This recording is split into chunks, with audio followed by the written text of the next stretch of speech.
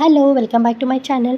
ಇವತ್ತು ನನ್ನ ವೀಡಿಯೋದಲ್ಲಿ ಸ್ಯಾರಿ ಬಾಕ್ಸ್ ಫೋಲ್ಡಿಂಗ್ ಹೆಂಗೆ ಮಾಡೋದು ಅಂತ ತೋರಿಸ್ಕೊಡ್ತಾ ಇದ್ದೀನಿ. ತುಂಬ ವೀಡಿಯೋಸಲ್ಲಿದೆ, ಬಟ್ ಅವರು ಯಾವ ಥರ ಫೋಲ್ಡ್ ಮಾಡಬೇಕು ಅನ್ನೋದನ್ನು ಸೀಕ್ರೆಟ್ನ ಬಿಟ್ಕೊಡೋದಿಲ್ಲ. ಸೊ ನಾನು ಇದರಲ್ಲಿ ಸ್ಟೆಪ್ ಬೈ ಸ್ಟೆಪ್ ಎಕ್ಸ್ಪ್ಲೇನ್ ಮಾಡಿದ್ದೀನಿ.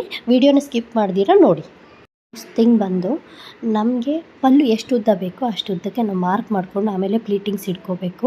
ಫಸ್ಟ್ ಪ್ಲೀಟ್ ಮಾತ್ರ ದೊಡ್ಡದಾಗಿ ಇಟ್ಕೊಂಡು ಇನ್ನು ಮಿಕ್ಕಿದ ಪ್ಲೀಟ್ ಎಲ್ಲ ಚಿಕ್ಕದಾಗಿ ಮಾಡಿಕೊಂಡು ಒಳಗಡೆಯಿಂದ ನಾವು ಪಿನ್ ಮಾಡಿ ಆಮೇಲೆ ಪ್ರೆಸ್ಸಿಂಗ್ ಮಾಡ್ಕೋಬೇಕಾಗತ್ತೆ. ಈಗ ಮಾಡೋದ್ರಿಂದ ಆ ಕಡೆ ಈ ಕಡೆ ಯಾವುದೇ ಪ್ಲೀಟ್ಸು ಜರುಗ್ದಿರಂಗೆ ಇರುತ್ತೆ. ಮೇಲೆ ಪಿನ್ ಕೂಡ ಕಾಣಿಸೋದಿಲ್ಲ. ಇವಾಗ ನೆಕ್ಸ್ಟ್ ಬಂದು ಚೆಸ್ಟ್ ಪಾರ್ಟು.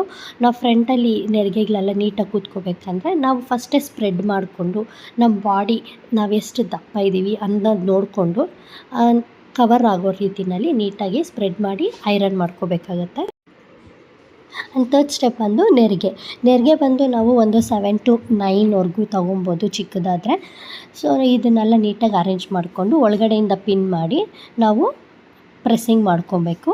ಅದೇ ರೀತಿ ಮಿಡ್ ಪಾಯಿಂಟಲ್ಲೂ ಒಂದು ಪಿನ್ ಮಾಡಿಕೊಂಡು ನೀಟಾಗಿ ಅರೇಂಜ್ ಮಾಡಿ ಪ್ರೆಸ್ಸಿಂಗ್ ಮಾಡ್ಕೋಬೇಕು. ಈಗ ನಮ್ಮದು ಪ್ಲೀಟಿಂಗ್ಸ್ ಎಲ್ಲ ರೆಡಿ ಆದಮೇಲೆ ಮಿಡ್ಡಲ್ಲಿ ಒಂದು ಪಿನ್ ಹಾಕಿರ್ತೀವಿ. ಸೊ ಎಡ್ಜ್ ಪಾಯಿಂಟರ್ಸಲ್ಲೂ ನಾವು ಪಿನ್ ಹಾಕಿರ್ತೀವಿ.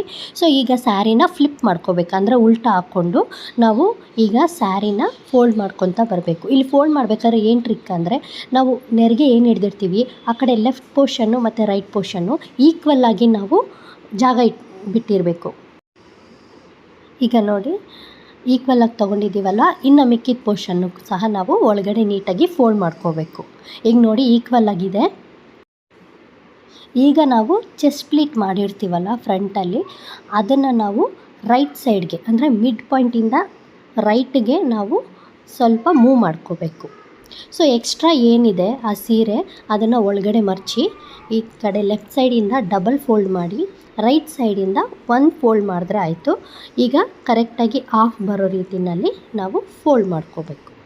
ಈಗ ಸ್ಯಾರಿನ ಫ್ಲಿಪ್ ಮಾಡಿ ನಾವು ಸೆರಗಿನ ಪೋರ್ಷನ್ನ ಏನು ಎಕ್ಸ್ಟ್ರಾ ಇದೆ ಅದನ್ನು ಒಳಗಡೆ ಫಿಟ್ ಮಾಡಿದ್ರೆ ಆಯಿತು. ಹೋಪ್ ಎಲ್ರಿಗೂ ಈ ವಿಡಿಯೋ ಹೆಲ್ಪ್ಫುಲ್ ಆಯಿತು ಮತ್ತು ಇಷ್ಟ ಆಗಿದೆ ಅಂದ್ಕೊತೀನಿ. ಇಷ್ಟ ಆಗಿದ್ರೆ ಒಂದು ಲೈಕ್ ಮಾಡಿ, ಹಾಗೆ ಶೇರ್ ಮಾಡಿ. Stay tune to endless inspiration.